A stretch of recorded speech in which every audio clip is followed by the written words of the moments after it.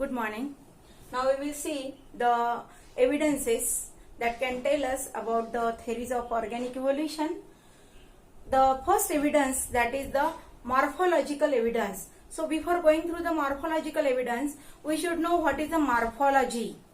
Morphology is nothing but the external appearance of the organism, that is called as the morphology. And when we study the morphology of different organisms present on the earth, then we can find the common ancestry among these organisms. In our surrounding, we can find many plants and animals which resembles to each other, and because of which, by studying this morphology, we can say that the particular organism or a particular plant, it belongs to the particular class. In our book, the three examples are given, that is a dog, sheep and fox.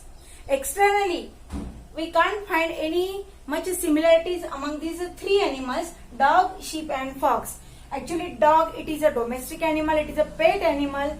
Then sheep, it is also a domestic animal, and the fox is a wild animal. And these three, they are totally different. They are found in a different habitat. Dog is a carnivorous, sheep is a herbivorous, and the fox is also a carnivorous animal. But if we observe the arrangement of the nostrils, the structure of the eyes, and the thick coating on the surface of these animal, then we can say that these three animals, they might have been arise or originate from the same ancestors. And in this way, we can find the common ancestry among these three animals.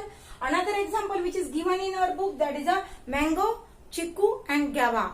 Mango, we are all familiar with these three fruits because they are found in our locality. Mango, it is having the large size tree, and chiku or a sapodilla, it is also having the medium size tree, and a guava. These are structurally different. The fruits, they are delicious, no doubt, but they are having the different shape. But if we observe the mode of arrangement of a leaves, that is the arrangement, that is phyllotaxy, then the venation means the mode of arrangement of the veins, then the three plants, they show the similarity in relation to the structure as well as the arrangement of the leaves, and hence we can say that these three plants, they belong to the same family. So in this way, by studying the morphological evidence, we can find the common ancestry among the organism. The next evidence that we have to study is there, that is the anatomical evidence. What is the anatomy? Anatomy is the internal structure of the organism. Internal structure of the organism, and by studying the anatomy, we can find all the internal structure. It is one of the major subject in that is a medical field. So here, about the anatomical evidence, four examples are given, that is a human hand. For example, here human hand, then foreleg of ox or a bullock, then patagium of bat, and the flipper of a whale. These are the four different organs present in these four different animals. What is the function of the human hand? It helps to do the work, it helps to carry the goods, carry the babies. Then foreleg of an ox, it helps for walking. Then the patagium of a bat, it is the organ which is useful for flying in the air, because this bat, it is a nocturnal animal.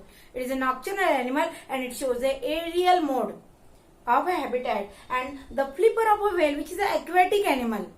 Whale is an aquatic animal.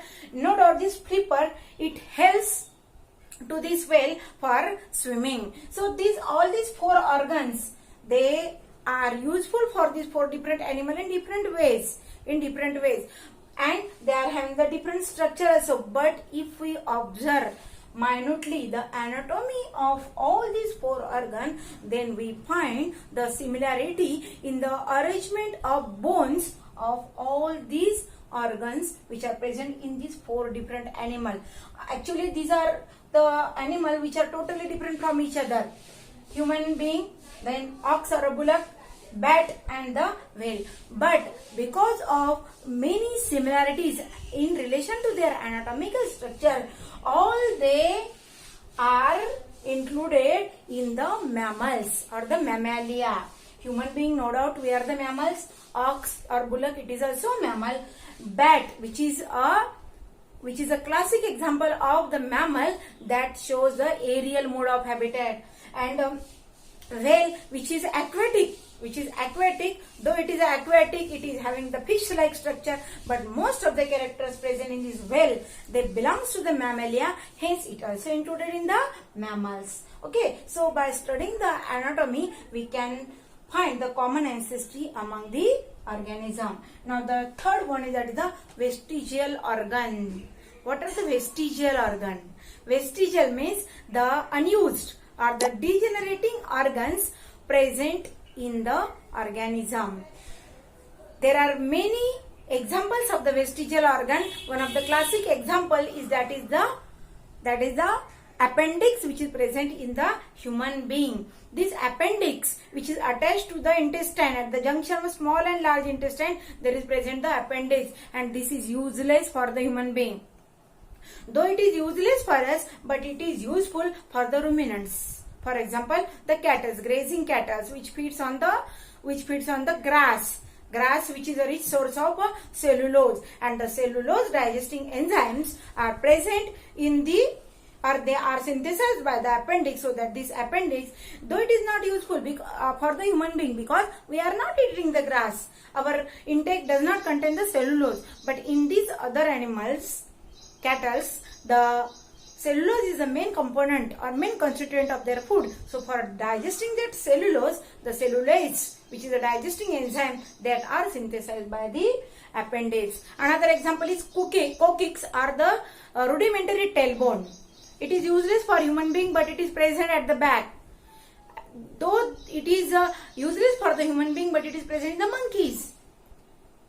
And in the monkeys, it is useful because the tail is attached to that. So that this rudimentary tailbone, it tells us the common ancestry among the human as well as the monkeys. Then the wisdom teeth. Wisdom teeth, in Marathi we call it as a akaldad. And this is also useless for the human being. And if it is a painful, then we should have to remove it. Go to the dentist and we should have to remove it. But these wisdom teeth, they are also present in the other animals and they are useful for them. So this presence of these vestigial organs, it also tells us about the common ancestry. Thank you.